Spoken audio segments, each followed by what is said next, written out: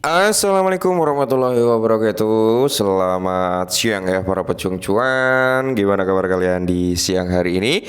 Semoga kalian dalam keadaan sehat semua ya, dan saya doakan sukses semua tentunya buat kalian. Amin. Mantap jiwa ya. Dan tentunya buat teman-teman semua ya, buat rekan-rekan semua tetap semangat ya teman-teman ya. Secangkir kopi harus selalu ada buat menemani kesempatan di siang hari ini teman-teman ya. Agar dengan adanya secangkir kopi ya, mental kalian bisa terjaga gitu teman-teman. Karena apa? Ya kalau kita lihat keadaan daripada sektor kripto kali ini memang semuanya kacau balau, hancur lebur gitu. Harapan untuk saat ini tertunda terlebih dahulu.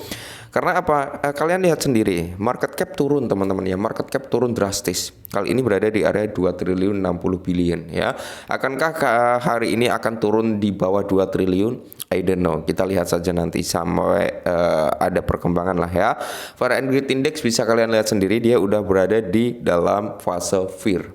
Oke, jadi orang-orang yang notabene masuk dalam sektor kripto ini teman-teman ya, ini mereka udah mulai ketakutan gitu ya, udah mulai ketakutan ya kan, udah mulai apa ya, ya panik juga gitu teman-teman ya, ditandakan dengan Fahrenheit Index ini teman-teman, yang dimana dia menduduki fase ke 38 ya. Sedangkan untuk price-nya Bitcoin bisa kalian lihat sendiri teman-teman, 55,5 ribu US dollar ya, naik turun 55,5, 55,6 atau 7 gitu teman-teman ya. Intinya dia udah di kepala 55. Dan kalau kita lihat beberapa altcoin lainnya, semuanya teman-teman hari ini merah merona-rona alias meronta-ronta ya kan. Nah, apakah mental kalian juga ikut meronta-ronta seperti ini? Oke, pertanyaan simpel apa adalah portofolio kalian minus berapa hari ini gitu kan. Nah, tapi tetap santuy aja teman-teman, meskipun dalam kondisi yang seperti ini. Ada beberapa poin sih yang teman-teman harus ketahui juga, teman-teman harus pahami juga gitu teman-teman ya. Semoga hal ini bisa membawa persentase perubahan lah ya terhadap pola pikir kita. Oh ternyata seperti ini gitu ya, kita lihat.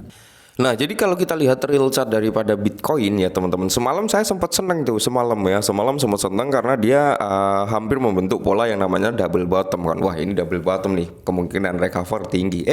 Ternyata ya, ternyata dia malah closing candle merah dan meneruskan candle merah kembali. Jadi gagal untuk double bottom ya kan.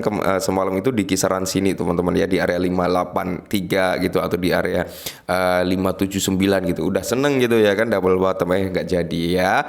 Dan apakah ini mengonfirmasi dari double top? Ya bisa jadi teman-teman ya. Jadi ya tetap kita harus waspada juga teman-teman ya. Kita harus waspada juga karena saat ini candle bearish masih tebel ya, belum ninggalin shadow yang cukup panjang.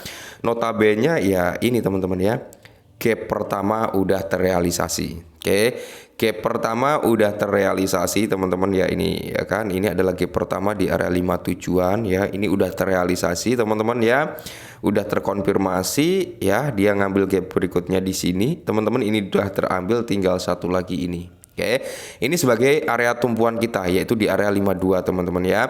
52 kalau dia nggak mampu menahan ya otomatis dia juga akan turun lagi gitu teman-teman ya, sampai di range harga sini mungkin ya, di area 43 ya, 43-an lah ya itu.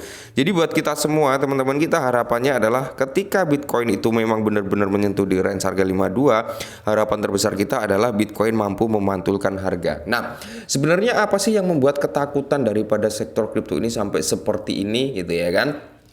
Nah, kita lihat saja nanti tanggal 11 ya, tentang CPI, akankah ini positif atau negatif. Kalau negatif mungkin tambah junam lagi, cuman kalau positif teman-teman ya, mungkin sektor kripto akan mengalami rebound ya. Nah, salah satu untuk saat ini mungkin loh ya, mungkin sebagai penyebab kenapa Bitcoin ini turun dan altcoin dari sektor meme dan sebagainya turun, mungkin salah satunya karena ini juga gitu. Nah, jadi di sini teman-teman, Bitcoin anjlok ke 57.000 US dollar, bahkan saat ini udah di area 55.000 US dollar ya.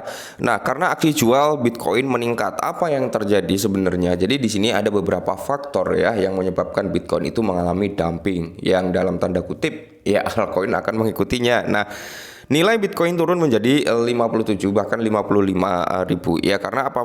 Memudarnya minat terhadap ETF, likuidasi aset pemerintah Jerman dan faktor-faktor lainnya jelajahi tren baru ini. Oke, jadi di sini ada beberapa hal yang perlu kalian ketahui ya. Kita langsung ke poin-poinnya teman-teman ya. Jadi kalau kita lihat ya secara historikan analis on-chain ya pergerakan Bitcoin terkini mengungkap pola menarik dalam pergerakan Bitcoin dengan apa Bitcoin senilai sekitar 2,5 miliar yang berusia 3,6 bulan bergerak selama penurunan harga. Hal ini menunjukkan apa? Adanya tekanan jual dari entitas yang membeli Bitcoin di awal tahun, mungkin spekulasi yang memasuki pasar karena ekspektasi ETF dan pengaruh separuhnya ya. Oke, jadi di sini kalau kita lihat bersama-sama ini adalah datanya teman-teman ya, partial ya, call black ya teman-teman seperti itu. Dan di sini terjadi likuiditas Bitcoin pemerintahan Jerman. Mungkin salah satu pemicunya juga ini, di mana pemerintah Jerman telah aktif melikuidasi aset kripto, terutama Bitcoin yang disita dengan apa? Mengirimkan Bitcoin senilai lebih dari 300 juta US dollar ke bursa terpusat dan alamat yang tidak diketahui. Mereka masih menyimpan sekitar 2,32 miliar dalam bentuk Bitcoin teman-teman ya. Dan sebenarnya dari Justin Sun juga udah menawarkan untuk melakukan pembelian tapi tidak melalui jalur bursa atau jalur exchange agar tidak mempengaruhi harga gitu teman-teman ya. Jadi ya secara tidak langsung kayak peer to peer gitu teman-teman, langsung lah ya tanpa melewati platform bursa ya seperti itu. Semisal saya jual bakso, kalian langsung datang, ini aku beli aja gitu tanpa melakukan tanpa melalui jasa ya mungkin delivery dan sebagainya gitu teman-teman ya. Dan berikutnya yang menyebabkan daripada Bitcoin ini mengalami dumping ya salah satunya adalah dari Mt. Gox teman-teman ya, dimana pembayaran Mt. Gox semakin mendekati ya kan. Aktivitas terkini dompet Mt. Gox telah menimbulkan kekhawatiran tentang apa pembayaran kembali Bitcoin dan Bitcoin Cash senilai 9 miliar kepada kreditor. Arkam intelijen menandai transaksi di 3 dompet yang terkait dengan bursa yang kini sudah tidak beroperasi. Peristiwa ini yang dijuluki hari kiamat Mt. Gox ya akan segera terjadi bulan ini dan potensi menyebabkan jatuhnya harga Bitcoin dan menjadi kepanikan tersendiri daripada kalangan investor ya. Pasar sudah gelisah dengan Bitcoin yang terus merosot hingga 57.000 US dollar. Ketidakpastian seputar pembayaran ini dan potensi pembayaran terhadap likuidasi. Nah, konsolidasi pasar secara keseluruhan dan analisis teknik teman-teman ya. Jadi seperti yang kita ketahui bersama-sama teman-teman ya. Ya mungkin ini akan menjadi koreksi terakhir sebelum bulan. Harapannya seperti itu ya teman-teman ya. Bahkan kalau kita lihat dari weekly candle-nya untuk si Bitcoin sendiri teman-teman, dia sangat strong bearish ya.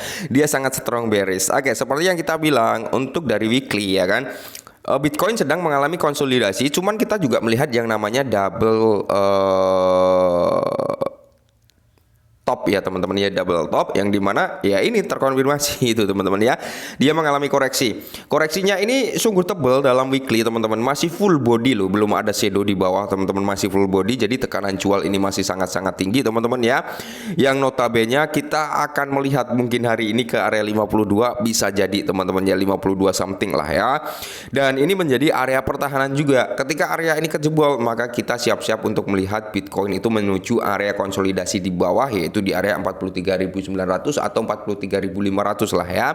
Bahkan sampai di range harga sini teman-teman ya, 40 ribuan, malah sampai ke area 40.000 itu loh ya.